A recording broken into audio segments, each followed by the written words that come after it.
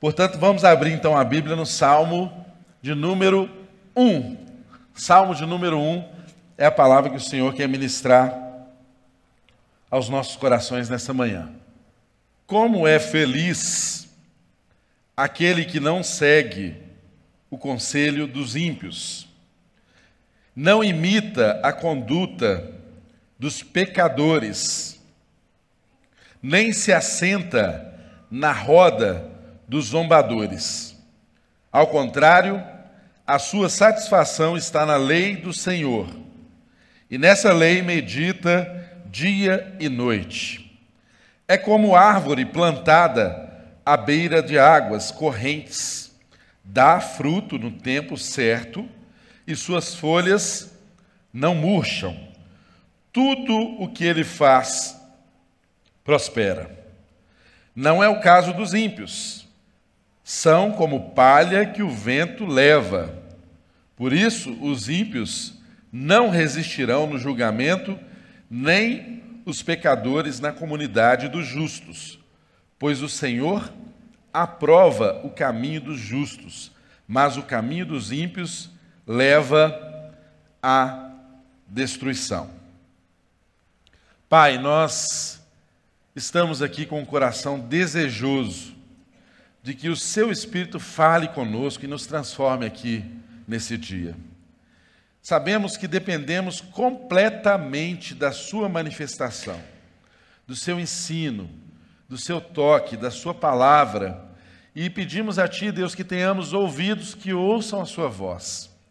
Por isso, nessa hora, Deus, faça calar tudo que queira nos incomodar, tudo que queira nos distrair, tudo que queira, Deus, nos tirar do propósito de aprendermos os valores profundos que a Sua palavra quer nos ensinar nesse tempo. Que em nome de Jesus, ao sairmos dessa reunião, tenhamos o coração convicto de que somos justos, justificados por Ti, e, portanto, temos um caminho lindo para trilhar juntamente com Seu Espírito, nos abençoando todos os dias. Abençoe, Deus, cada família aqui representada. Eu peço a Tua bênção, Deus, não apenas sobre os indivíduos que aqui estão, mas eu peço a Tua bênção sobre cada família aqui representada, Senhor. Em nome de Jesus, é o que nós oramos. Amém e amém. Aleluia. Irmãos, nós estamos aqui no capítulo 1, no Salmo de número 1. Talvez esse seja um dos salmos mais conhecidos, não é? Mais lidos, em competição aí com o Salmo de número 23, que nós, a maioria de nós, até conhecemos de cor, né? Até recitamos o Salmo de número 23. Mas este é um salmo muito conhecido, porque quando as pessoas tomam a decisão de fazer uma leitura da Bíblia, até quando essas decisões são aleatórias, alguém fala assim, vou ler alguma passagem da Bíblia, né? Salmos sempre é um grande concorrente, né? As pessoas gostam de abrir e ler um salmo. E muitas pessoas leem pelo início, leem o Salmo de número 1, num primeiro momento em que abrem a Bíblia para ler. E exatamente esse salmo fala de algo fundamental. Ele fala de dois caminhos, ele fala de dois estilos de vida, ele fala de duas formas de viver e de enxergar o mundo e de tomar decisões, atitudes, a partir da forma como a gente enxerga o mundo, a partir da forma como a gente vê o mundo, ou a partir daquilo que nós chamamos de cosmovisão, de como enxergamos as coisas. E é importante nós lembrarmos aqui, irmãos, de início que Salmos está relacionado na tradução grega a instrumentos de corda. Instrumentos de corda. A lira, o saltério, a harpa. Essa palavra remete a instrumento de corda. E é bem verdade que ao longo dos Salmos nós temos adoração, nós temos oração, nós temos lamentos. Tudo isso está nesse livro que é um livro de sabedoria. Deus nos deu o livro de Salmos com muitos ensinos de sabedoria para nos colocar no caminho o tempo inteiro, porque eu e você precisamos alinhar a nossa vida o tempo todo com os princípios, com os valores da palavra. Então, o desejo de Deus para mim, o desejo de Deus para você, nesse tempo presente, é que a nossa vida seja reordenada de acordo com os valores, com os princípios cristãos, com os princípios da palavra de Deus. Muitos de nós não experimentamos tudo aquilo que Deus espera e deseja que experimentemos, exatamente porque a nossa vida não está alinhada com os valores, com os princípios. Então, o desejo do nosso coração nessa manhã é exatamente que seja este um tempo de reordenarmos o nosso coração, de reordenarmos os amores que orientam a nossa adoração. Que eu e você nessa manhã possamos aprender de Deus sobre qual é o caminho que Ele espera que eu e você prossigamos. O texto fala de salmo. Salmo fala de instrumentos de corda.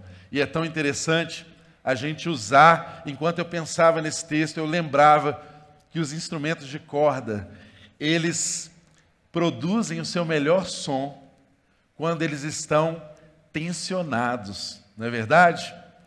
Para você alcançar a nota certa, o instrumento de corda, ele tem que ser tensionado, ele tem que ser apertado, até ele alcançar a sua devida afinação e o toque daquela corda gerar o som que se espera, aquele som agradável, aquele som harmônico, aquele som que soa bem aos nossos ouvidos. Assim é a nossa vida, irmãos. Deus deseja nos tensionar para que a gente produza o som que Ele espera ouvir. A nossa vida é um salmo. E hoje, eu e você somos convidados a refletir exatamente sobre esse salmo de número 1, o primeiro, que começa dizendo assim: como é feliz aquele que segue, aquele que não segue o conselho dos ímpios. Então veja bem, o salmista, ao iniciar o salmo de número 1, ele começa falando de algo que eu e você buscamos na vida. Todos nós que aqui estamos desejamos a felicidade. A felicidade é uma busca intensa do ser humano. Você trabalha para ser feliz. Você busca um relacionamento com o intuito, com o objetivo de ser feliz. Ninguém se casa para sofrer. Há alguém aqui que casou para sofrer? Absolutamente que não. Todos nós, quando conhecemos alguém, nos relacionamos, nos identificamos com essa pessoa, né? Bate aquela química, né? Você começa a sentir aquelas coisas que você nunca sentiu, um desejo intenso de estar perto daquela pessoa o tempo inteiro, de dividir a vida, de dividir os sonhos e tal. E isso se prolonga. Por quê? Há em nós um desejo de satisfação, um desejo intenso de estabilizar a nossa vida com base naquilo que nos faça feliz, que nos faça satisfeitos. Então não há nada de errado, irmãos, em pautar a nossa vida por uma busca em sermos satisfeitos, em sermos felizes. O que há de errado, às vezes, é nós não compreendermos o que é a felicidade.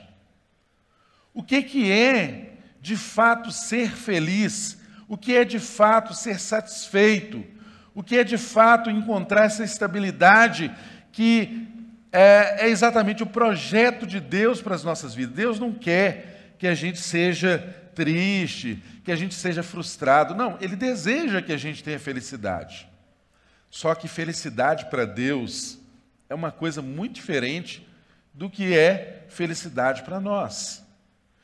E o salmista, ele começa exatamente falando daquilo que é a busca mais intensa do ser humano. O ser humano busca felicidade. Você trabalha pensando no prazer que o resultado do seu trabalho pode te dar. Por mais que às vezes você trabalhe tanto que você não tenha nem tempo para desfrutar do prazer que o seu trabalho deveria te dar. Você se relaciona buscando essa felicidade?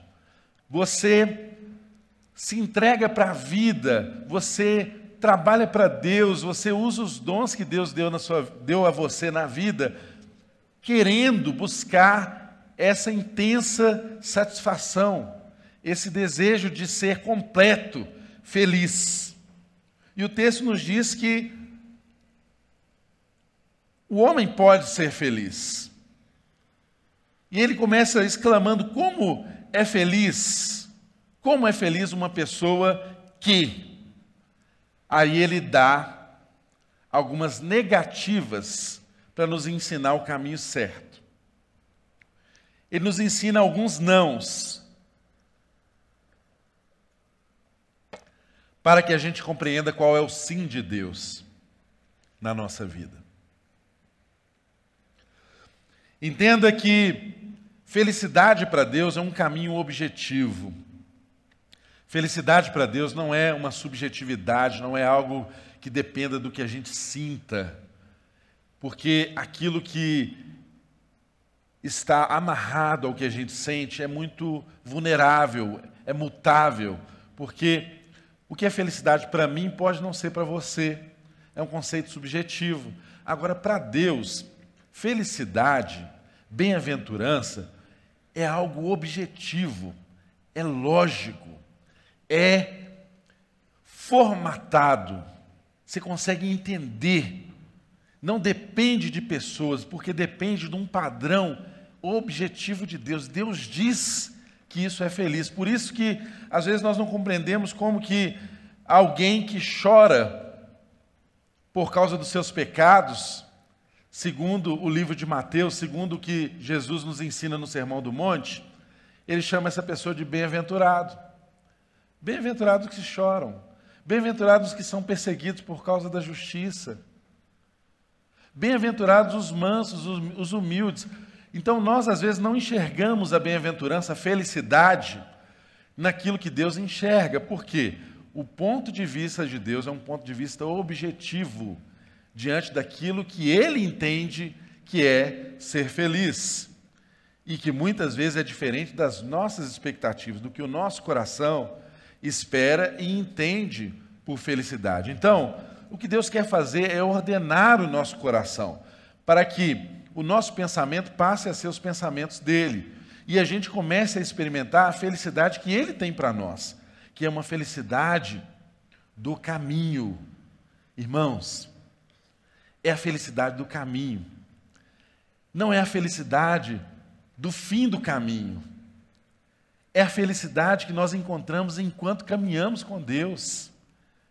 Muitas pessoas se frustram na vida porque elas fazem um projeto de vida todo pensando naquilo que elas vão experimentar no futuro. Já viram aquelas pessoas que trabalham tanto a vida toda e falam assim: quando eu aposentar eu vou viajar, eu vou fazer cruzeiros, eu vou ter um sítio bacana para eu descansar. E aí, quando ela chega no final da vida, ela tem muito dinheiro, ela tem um sítio bacana, ela pode fazer todas as viagens que ela quiser, mas ela não tem saúde para isso. Ou ela não tem a família para gozar disso. Ou ela não tem amigos com quem dividir a vida, porque ela escolheu não ser feliz no caminho. Entende, irmãos? O chamado meu e seu é para sermos felizes, bem-aventurados, enquanto caminhamos. A felicidade não é algo distante, um prêmio que nós alcançamos lá na frente. Não. Em Cristo nós somos chamados a alcançar essa felicidade, essa bem-aventurança no caminho, enquanto a gente anda. E Ele nos dá sábios conselhos de como alcançar isso. Ele diz assim: como é feliz aquele que não segue o conselho dos ímpios, e não imita a conduta dos pecadores, nem se assenta na roda dos zombadores ou dos escarnecedores, em algumas versões está escrito. Então, veja bem, o caminho da felicidade está em algumas condutas que nós não podemos praticar. Em algumas condutas que nós não podemos pôr os nossos pés. O caminho da bem-aventurança, da felicidade, está em você não seguir determinados conselhos, está em você não imitar determinadas condutas, está em você não se assentar em determinadas rodas. Irmãos, é muito importante eu e você que somos cristãos, salvos, alcançados em Cristo Jesus, para a gente entender, inclusive, a razão da nossa infelicidade no caminho. Porque às vezes já estamos completamente disponíveis à felicidade que Deus espera que tenhamos no caminho, mas nós não experimentamos isso exatamente porque estamos seguindo o conselho dos ímpios, estamos imitando a conduta de pecadores e estamos nos assentando à roda dos escarnecedores. É tão lamentável a gente perceber que essa é uma palavra para a igreja. Essa é uma palavra para mim, essa é uma palavra para você. Porque quem está morto em seus pecados, em seus delitos, ele não entende essas coisas. Isso não é compreensível a ele. Agora eu e você experimentamos um caminho de infelicidade, de insucesso, porque não observamos esses valores importantes que estão aqui no Evangelho. Que tipo de conselho que você tem seguido? Nós vivemos hoje em uma sociedade que o mais difícil não é você achar conselheiros, o mais difícil é você achar o conselho certo, porque nós vivemos um tempo em que há muitas vozes. Já percebeu quando você vai para o Instagram, todo mundo é especialista em alguma coisa. Todo mundo tem algo para ensinar. Todo mundo tem um conhecimento revolucionário. Nós estamos vivendo em uma sociedade que todo mundo está inventando a roda. Já percebeu como que é assim? E como nós temos nos entregado a conselhos ímpios. Aquilo que você empresta o seu ouvido, aos vídeos que você assiste lá no TikTok, no Instagram, às séries que você senta horas para assistir, que são muito mais horas do que o tempo que nós temos de mensagem aqui, que é extremamente cansativo para alguns irmãos, ficar 1 hora sentado ouvindo a palavra de Deus. Mas sentar horas assistindo uma série não é cansativo. Ora, irmãos,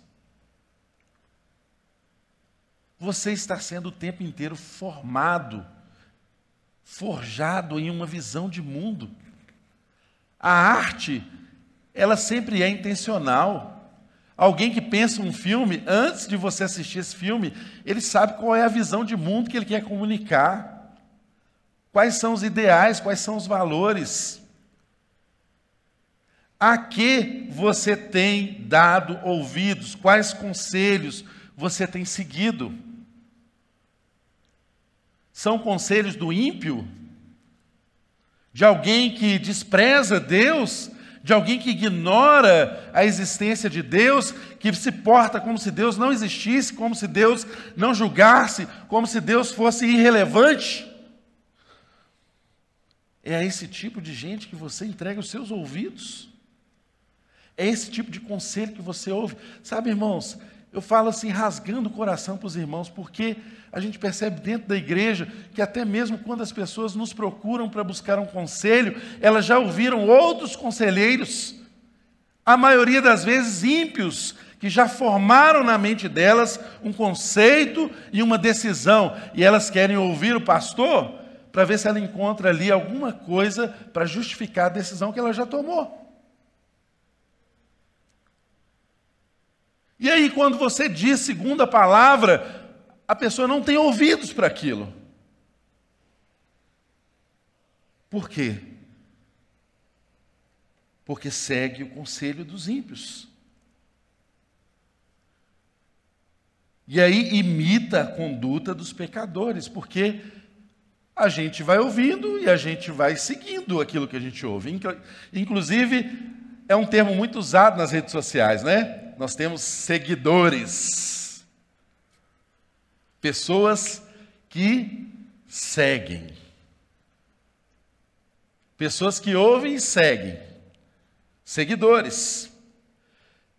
E vai imitando, e vai repetindo, vai reproduzindo essas atitudes, porque não entendeu o que é felicidade segundo Deus. Não segue o conselho dos ímpios. Não imita a conduta dos pecadores. Nem se assenta à roda dos zombadores. Irmãos, às vezes nós pensamos que zombadores são as pessoas que ignoram Deus e que ficam lá no seu trabalho fazendo piadinhas sobre Deus, né? Zombando da sua fé, da sua devoção, da sua entrega, da sua piedade. Olha, o zombador, para ser um zombador, para ser um escarnecedor, ele precisa conhecer daquilo que ele zomba. E sabe onde nós temos mais zombadores, irmãos? Dentro da igreja. São as rodinhas que você empresta os seus ouvidos à fofoca. Há pessoas que são maldizentes, que têm prazer em falar mal dos outros. O tempo inteiro ela sempre tem uma novidade para contar e você tem ouvidos para isso.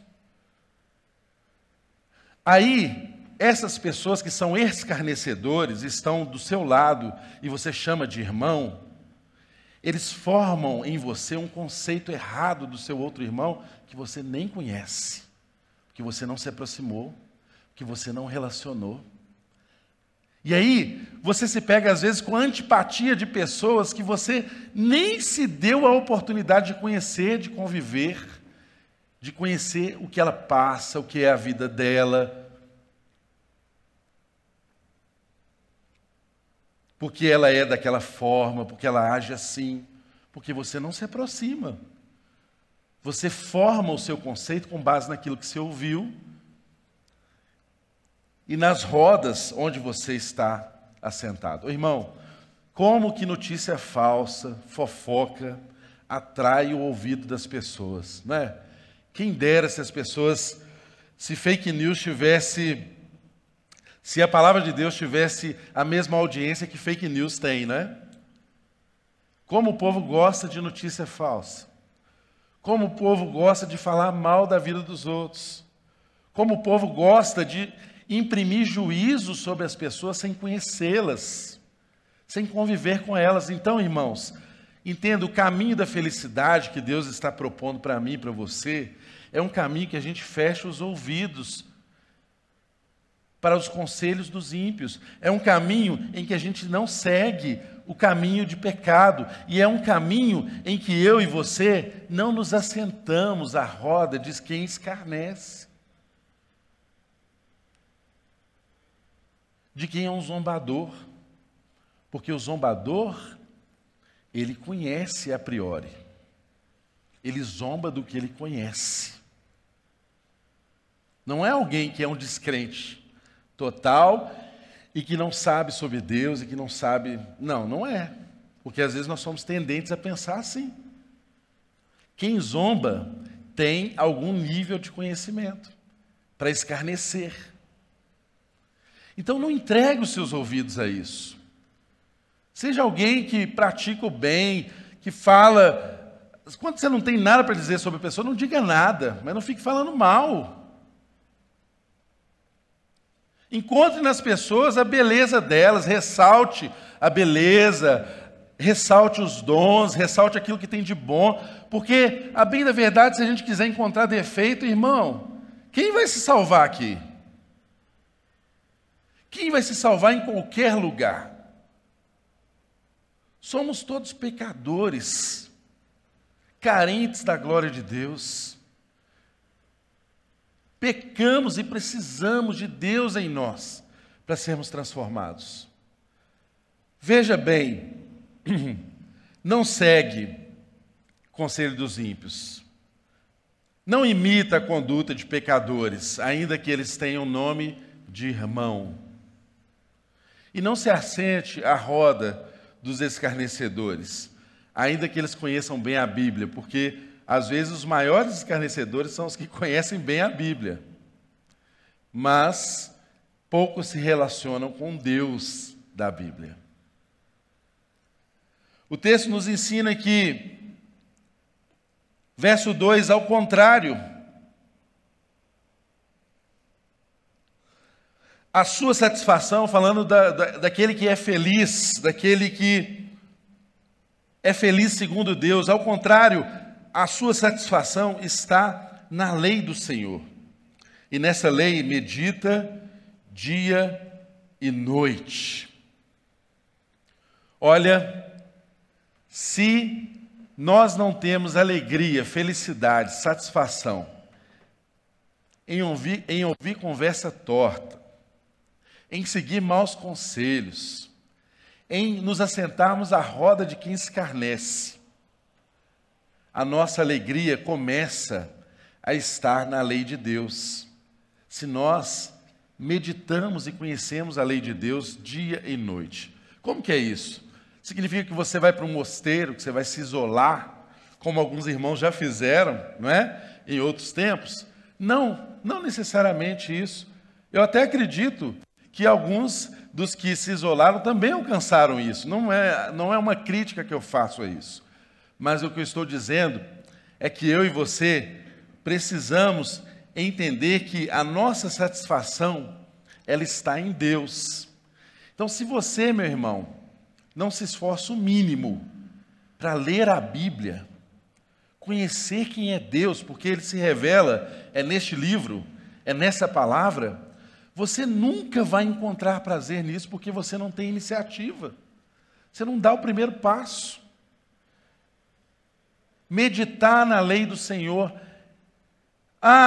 Talvez tenha alguém aqui que tem saudades daquele tempo que você sentava sem compromisso, sem um despertador do lado, dizendo para você assim, vou ler a Bíblia ou vou orar por meia hora. Irmãos, sem qualquer crítica à sua disciplina, né, ou aquilo que você faz para se disciplinar, Deus quer sentar e bater papo com você, irmão. Sabe aquelas conversas que a gente tem na mesa depois do almoço, que emenda com o café da tarde, e você conversa e já dá fome, você já esquenta o almoço e janta? É esse tipo de relacionamento que Deus quer com a gente. Entende, irmão? É simples assim. Ele quer relação. Ele não quer formalidade na nossa relação com Ele. Eu e você precisamos aprender a ter uma leitura da Bíblia meditativa. Irmãos, como é que você faz uma leitura meditativa? Olha, eu sei que tem várias formas de Deus falar, e Deus é criativo, Ele fala com pessoas de variadas formas, não tem uma receita de bolo. Mas há algo que eu gostaria de compartilhar com os irmãos que é tão importante para mim, fala tanto comigo, e eu creio que pode falar ao seu coração e ser transformador para você também. Sabe o que acontece? Às vezes nós entendemos que a leitura da Bíblia não é tão satisfatória, não traz tanto prazer para nós. Sabe por quê? Por uma razão muito simples. Nós não sabemos conversar com Deus. Nós não sabemos dialogar com Deus. Já viram como que é chato? Presta atenção. Já viram como que é chato? Você está conversando com uma pessoa, por exemplo, sobre futebol.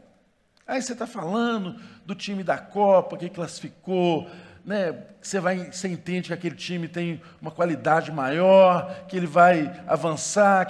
Aí a pessoa, na hora que você está falando sobre futebol, ela vira e fala com você de um outro assunto, nada a ver com futebol. Ela some do assunto, vai para um outro extremo. O que acontece? O diálogo é interrompido. Na verdade, você para e pensa assim, será que essa pessoa estava aqui enquanto eu estava falando? Às vezes é a sensação que nós pregadores temos, viu, gente? Será que a pessoa estava ali, depois que ela conversa com a gente, depois da mensagem, algumas situações, será que estava ali? Irmãos, Deus é pessoa. Deus, Ele espera relação com a gente. Então, quando você abre a Bíblia para ler, às vezes a leitura bíblica que você está fazendo está falando de perdão. Aí você vai orar e falar com Deus das suas necessidades, uma lista de pedido. Ô irmão, por que você não conversa com Ele sobre aquilo que Ele está conversando com você? Olha como que isso é simples. Você abriu a palavra de Deus, o texto está falando de perdão, abra a sua boca e fala com Deus sobre perdão. Fala das suas dificuldades de perdoar. Fala, oh Deus, eu não consigo perdoar aquela pessoa, eu tenho muita dificuldade com ela, eu não tolero nem a voz. Me ajuda, Senhor. Eu vejo aquela pessoa chegando na igreja, ainda bem que a igreja tem 3 portas, que eu já vou para a última porta e já me livro da presença dela. Fale com Deus sobre aquilo que Ele está falando com você na palavra dEle. Aí o diálogo se estabelece, aí a relação cresce, aí a conversa fica boa, porque Deus gosta de uma boa conversa, irmãos. Ele não foge de uma boa conversa. E às vezes nós não temos assunto com Deus, é porque nós mudamos de assunto o tempo inteiro. Nós não enfrentamos a conversa lógica da relação. Eu e você precisamos aprender isso. Isso revoluciona a qualidade das nossas devocionais. Isso revoluciona a qualidade das nossas orações.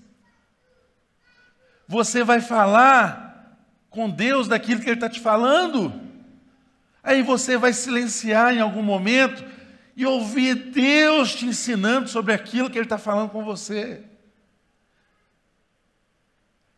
Nós precisamos retomar as práticas de meditação e de contemplação. Sabe, quando você lê a palavra de Deus sem pressa, e aí você para e fica pensando sobre aquilo ali que você leu. Aí você pensa. No meu caso, eu gosto de ver qual que é a função da palavra naquele texto. Olha, isso aqui é uma preposição. Um i é diferente de um ou. Ó, isso aqui é uma conjunção, mas tudo vai mudar. Aí eu fico refletindo, fico ruminando sobre aquilo. Deus, o que o Senhor quer falar comigo? Aí você fica ali caladinho, às vezes, um tempão. E Deus fala. E Deus começa a mover no seu espírito, no seu interior. E às vezes Deus fala de uma forma tão linda. Você está sentado na varanda da sua casa, olhando um passarinho que passa, um bando de araras, de maritaca, feliz, cantando, passando na sua frente. Aí você olha e Deus fala, está vendo? Eu cuido delas.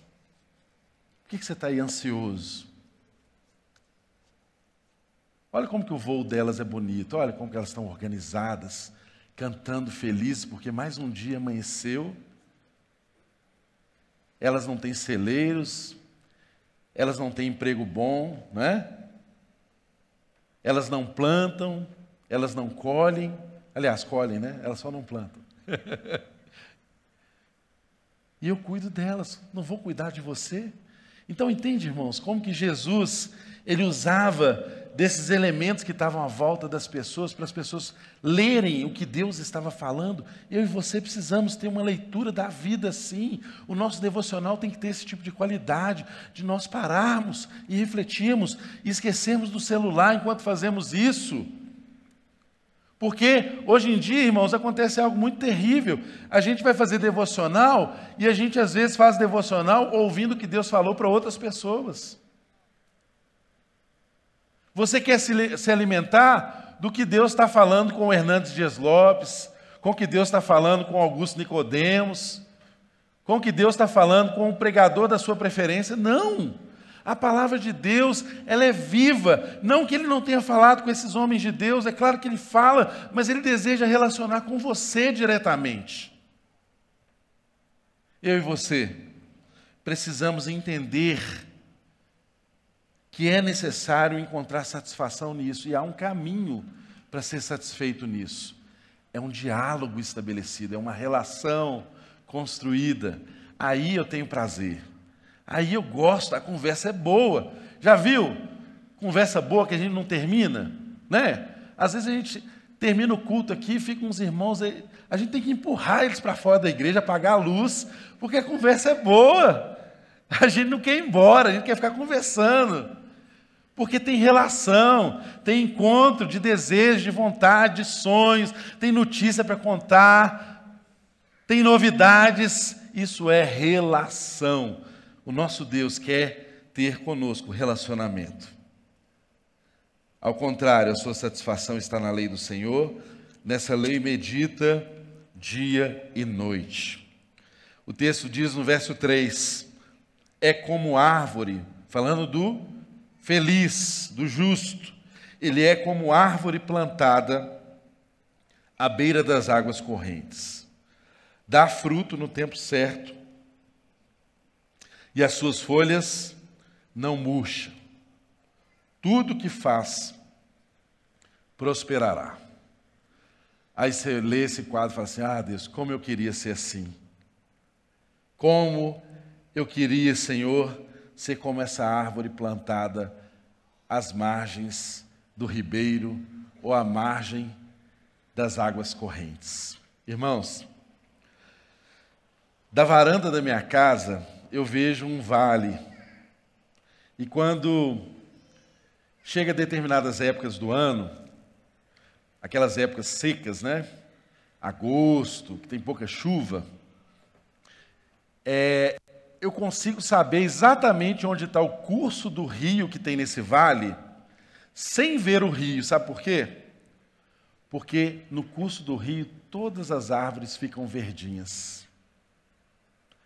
Da varanda da minha casa eu vejo não o rio, eu só vejo o rio quando ele transborda. Mas eu consigo, mesmo em tempo de seca, discernir qual é o curso do rio, porque eu vejo as árvores verdes. Porque longe do rio as árvores estão secas. As árvores plantadas à margem do rio estão sempre frondosas, verdes, bonitas. Eis o segredo da nossa vida, irmão. Nós precisamos ser regados pelas águas do Espírito constantemente, para nós sermos renovados, transformados, sermos sempre viçosos, ainda que os tempos difíceis venham, ainda que o tempo de seca venha, as pessoas vão olhar para você, não vão entender como você está suportando aquela aridez, aquela sequidão, mas elas não sabem onde estão as suas raízes, onde você está plantado. O texto diz que é como árvore, não apenas como árvore plantada. Você precisa ter raízes, você tem que estar plantado. Se você não cria raízes, é um problema grave, irmãos. Lá na minha cidade, eu moro em Vespasiano, aqui do lado de Belo Horizonte. Outro dia plantaram umas palmeiras lindas na entrada da cidade, mas as palmeiras têm assim, 30 metros de altura. Aí veio o período da chuva, os ventos, mesmo elas estando escorada, uma delas caiu na rede elétrica lá, e nós ficamos quase um dia inteiro sem luz. Por quê? Quem passava pela rua olhava aquelas palmeiras e falava, nossa, que lindo. Igual a palmeira da Praça da Liberdade, palmeira imperial, maravilhosa. Mas elas não tinham raízes fixadas ali. Elas não estavam prontas para suportar os ventos. Irmão, se você não criar raízes, você não suporta ventos. Você não suporta tribulações. A árvore plantada à margem dos ribeiros ou perto da água corrente, ela dá o fruto no tempo certo, as suas folhas não murcham, porque ela tem alimento, as suas raízes alcançam alimento o tempo inteiro. E o que acontece com uma árvore frondosa, verde, com uma folhagem bonita? As pessoas começam a buscar sombra dessa árvore. Os animais e as pessoas começam a se abrigar debaixo dessa árvore. Árvore frutífera, as pessoas começam a comer do fruto dessa árvore. E assim será com a minha vida e com a sua vida. Quando nós nos dedicarmos a plantar os nossos pés, a criarmos raízes no lugar certo, irmãos. Busque no lugar certo. Você foi chamado para ser árvore frondosa. Você foi chamado para ser frutífero. O meu chamado, o seu chamado é para sermos frutíferos. Agora, não se esqueçam de uma coisa. Lembro da minha infância, eu morava em Lagoa Santa. Um menino de 9 anos de idade.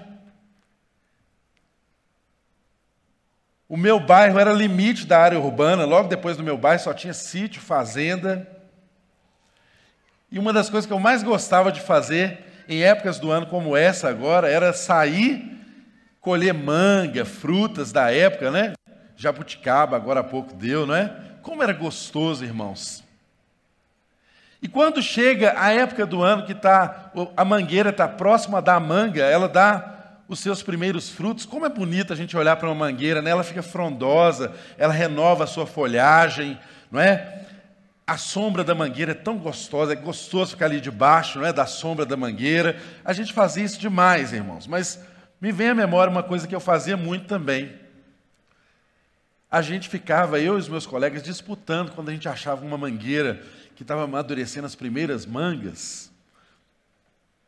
A gente treinava a mira para acertar uma pedra ou uma manga verde em uma manga madura, né? Aquela manga cair e a gente poder comer daquele fruto.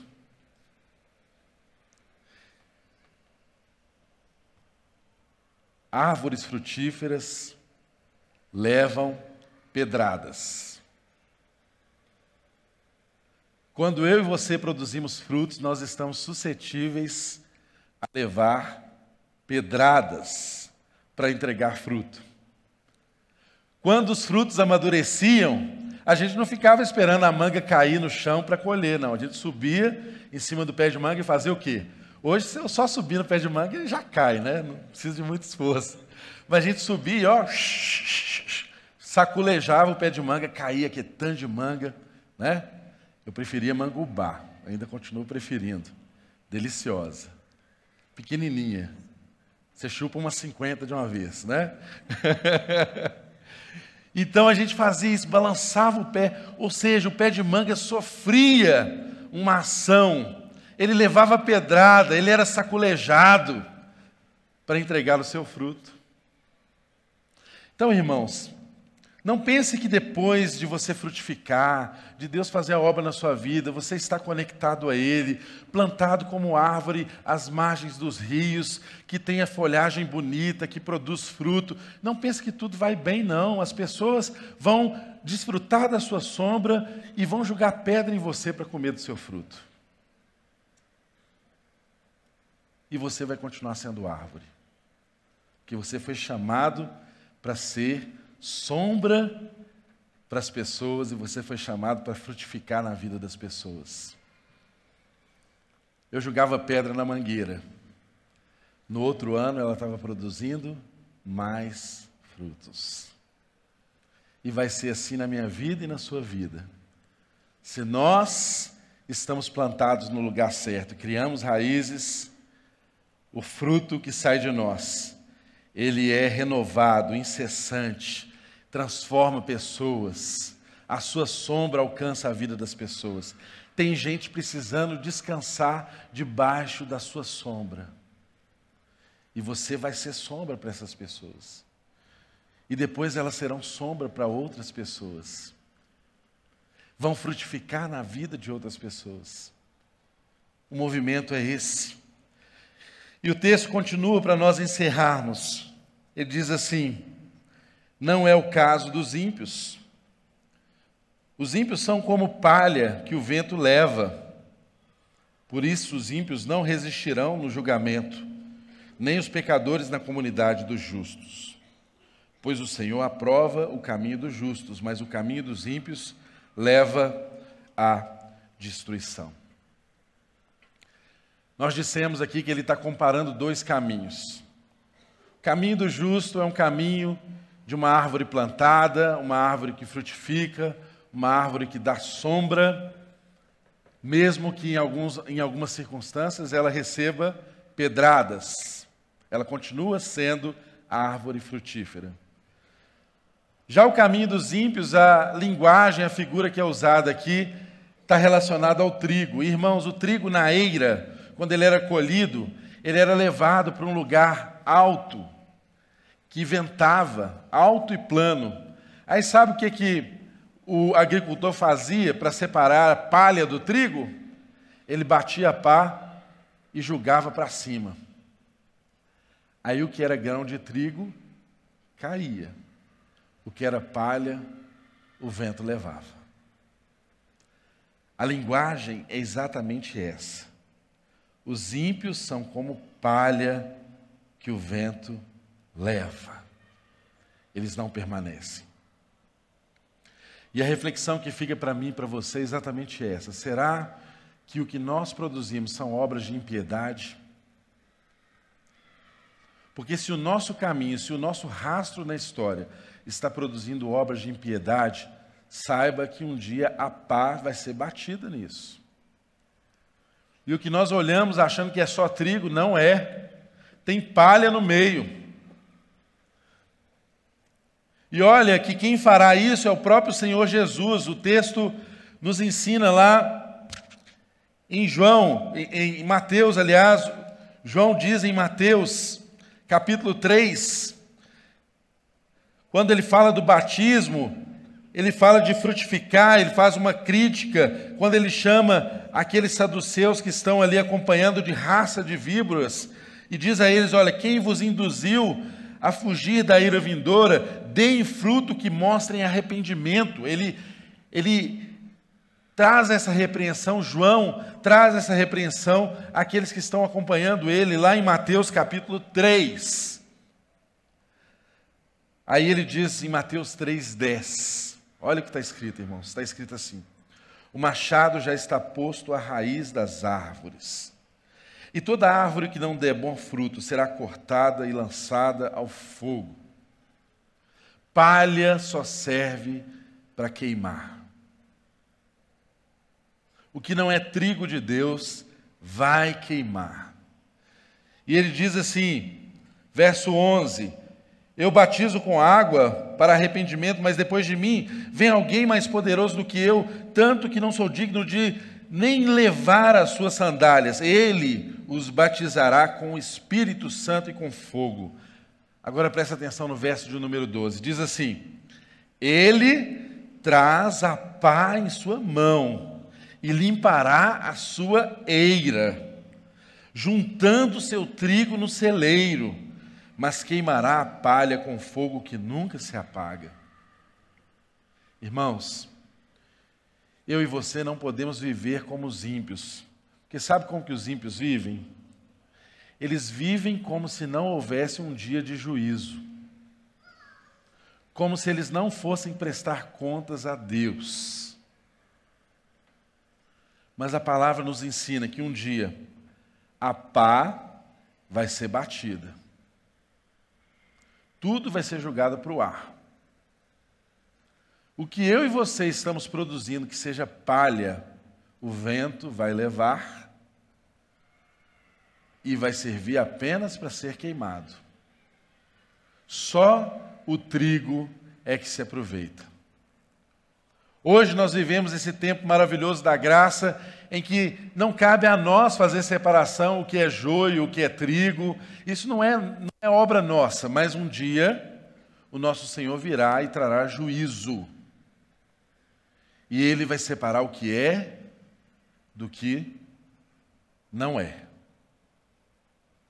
E o meu chamado e o seu chamado é exatamente de sermos trigo de Deus. Que quando Ele limpar a sua eira, eu e você estejamos nos seus celeiros. Que quando Ele limpar a sua eira, o que eu e você produzimos não seja palha que o vento leva. E só produz o que permanece. Quem cria raízes. Quem está junto às águas. Quem não se detém no caminho dos ímpios, não se assenta à roda dos escarnecedores, não segue o conselho dos ímpios. Este sim permanece para todo sempre. Amém, irmãos?